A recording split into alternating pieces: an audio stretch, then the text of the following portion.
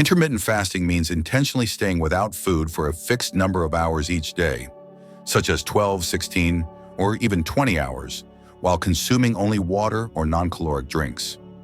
Many people hear this and immediately think it is extreme or difficult, but once you understand how it works, it actually becomes one of the simplest and most powerful lifestyle patterns for fat loss and metabolic health. First, it's important to understand that intermittent fasting is not a diet plan. It does not tell you what foods to eat, and it does not force you to count calories. Instead, it focuses on when you eat and when you don't. That single change creates powerful hormonal shifts inside the body that make fat loss easier and more sustainable than many traditional diets. One of the biggest reasons people succeed with intermittent fasting is that it feels easier than most fat loss methods. You are not constantly restricting food types or measuring portions. You can eat normal meals. Yet fat loss tends to be faster, and many people notice visible changes within the first week. This happens because intermittent fasting directly affects the hormones that control fat storage and fat burning. There are two key hormones involved here. The first is growth hormone. Growth hormone is often called the anti-aging hormone, and it is one of the most powerful fat-burning hormones in the body. Out of all the hormones involved in fat loss, growth hormone plays the strongest role. It helps build muscle, protects existing muscle mass, and shrinks actual fat cells instead of just reducing water weight. The second hormone is insulin. Insulin is also very powerful, but it works in the opposite direction. Insulin's job is to store energy. When insulin levels are high, the body stores fat and blocks fat burning. This is a very important point to understand. You cannot burn fat when insulin is high. Insulin is a dominant hormone, and it suppresses growth hormone. When insulin stays elevated, fat continues to accumulate in the body. This is why the real problem is not body weight but fat storage. You don't want to just lose weight, you want to lose fat. And the main reason many people become overweight is chronically high insulin levels. Intermittent fasting targets this root cause by keeping insulin under control and allowing growth hormone to rise naturally. Let's understand how insulin normally works. When you eat food, especially carbohydrates or sugar, it gets converted into glucose in your body. Your pancreas releases insulin, which moves this glucose from the blood into the cells. Inside the cells, glucose is used to produce energy in structures called mitochondria. In a healthy system, blood sugar and insulin levels rise after eating and then come back down. Problems start when you eat more frequently than your body needs. Excess glucose and insulin are produced again and again throughout the day. Over time, your cells stop responding properly to insulin. They begin blocking it. As a result, glucose and insulin remain in the bloodstream. This is the early stage of insulin resistance, and if it continues, it eventually leads to type 2 diabetes. Now think about how most people eat today.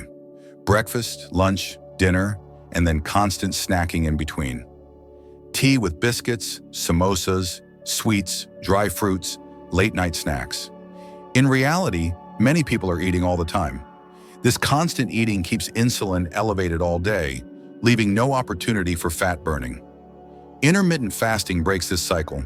It gives your body a break from constant insulin spikes. During fasting hours, insulin levels drop and growth hormone rises. This hormonal shift allows your body to access stored fat and use it for energy. Before starting intermittent fasting, it is very important to consult your doctor. If you have any medical conditions, are taking medications, or especially if you are on blood pressure or diabetes medication, you should only start under proper medical supervision. This is not optional. Safety always comes first. Now let's talk about how to start in a practical way. In the beginning, don't jump straight into long fasting hours. Start gently. When you wake up in the morning, don't eat immediately unless you are truly hungry. If others in the house are eating and you feel tempted to eat just because food is there, avoid sitting at the table. Drink water, green tea, black coffee, or lemon water instead. Stay busy, talk, work, move around, but don't eat unnecessarily. At the beginner level, aim for 3 meals a day and remove all snacking. Even this step alone will start improving insulin control. Including healthy fats like olive oil, homemade ghee, fish oil, nuts and seeds will help you stay full for longer and reduce cravings. Once this feels comfortable, set a simple rule. Delay your first meal by 4 hours after waking up. If you wake up at 6 a.m., eat your first meal at 10 a.m. This completes the first stage of intermittent fasting. Stay at this level for some time until it feels natural. When your body adapts and you want more serious fat loss, you can move to the 16 to 8 pattern. For men, 16 hours of fasting and an 8-hour eating window works very well. For women, 12-12 is generally safer, and fasting beyond 12 hours is usually not recommended unless done under supervision. Men can go up to 16 or even 20 hours if they are healthy. In the 16 to 8 pattern, you eat all your meals within an 8-hour window and fast for the remaining 16 hours. During the fasting period, you can only have water, black coffee, green tea, lemon water, or black tea. No sugar, no milk, and absolutely no snacks. Even small snacks break the fast because they trigger insulin release. If your first meal is at 10 a.m., your last meal should be finished by 6 p.m. Another important point is that you should not be eating continuously throughout those 8 hours. Ideally, finish your meals within 1 hour each time. Avoid grazing. Most people start with 3 meals and later reduce to 2 meals a day as appetite naturally decreases. It usually takes about 3 weeks for intermittent fasting to become a habit. During this time, discipline is crucial. This is also why I strongly advise against cheat meals in the first 3 weeks. Give your body time to adjust. Let your hormones reset. Once you are stable, occasional flexibility can be considered, but only if you are confident you can return to the routine immediately. If there is a family gathering, Eid, a birthday, or a special occasion, you must honestly ask yourself whether you can handle a cheat meal without losing control. Self-reflection is extremely important here. You cannot lie to yourself. You know your habits better than anyone else. Intermittent fasting is not about suffering. It is about working with your body's natural hormonal system. When done correctly, it improves fat loss, energy levels, mental clarity, and long-term health.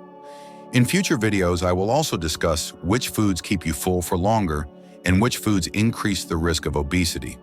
Until then, take care of yourself, stay consistent, and remember that small changes done daily lead to powerful results over time.